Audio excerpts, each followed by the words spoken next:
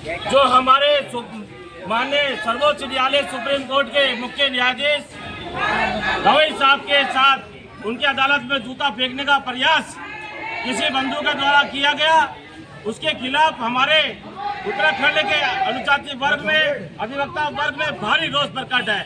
जिसको लेकर आज हम लोग जिला प्रशासन के माध्यम से महामहिम राष्ट्रपति महोदय को एक ज्ञापन सौंपने जा रहे हैं। आप हमारे बीच में ज्ञापन लेने के लिए जिला प्रशासन की ओर से हमारे जिला प्रशासन के बहुत ही सम्मानित उप जिलाधिकारी सदर गिरी साहब हमारे बीच में है। मैं ज्ञापन पढ़ के सुना रहा हूँ।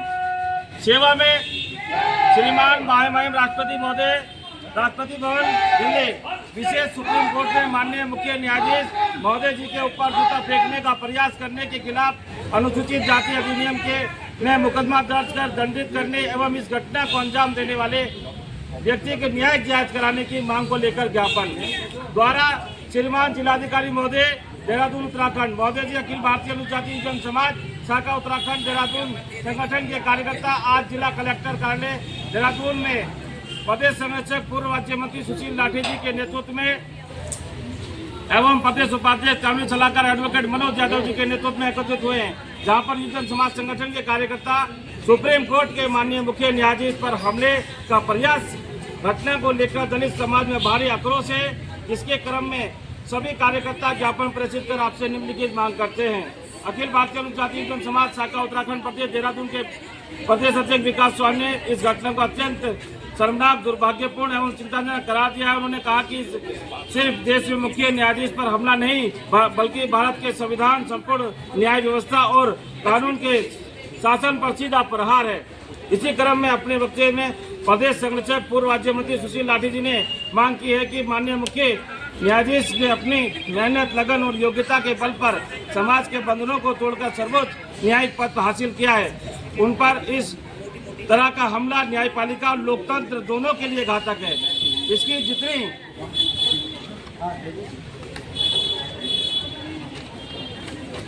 निंदा की जाए वो कम है। श्री सुशील लाठी ने इस क्रम में मांग की है कि आगे केंद्र सरकार का इतनी बड़ी घटना में चुप्पी साधना कुछ समझ में नहीं आ रहा है कि देश में इतनी बड़ी घटना घटित हो जाती है और सरकार हाथ पे हाथ रखकर चुप बैठी है। हमारी मांग है कि मोदी सरकार अपनी चुप्पी तोड़े और ऐसे समाजद्रोही लोगों को पकड़कर उसको आजीवन जेल में डाले।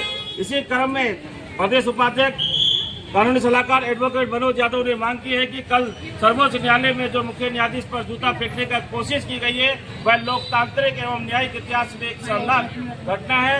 ये जूता देश के मुख्य न्यायाधीश पर नहीं बल्कि संविधान और संविधान के शिल्पकार पूजनीय बाबा साहब भीमराव अम्बेडकर जी पर फेंकने की कोशिश है।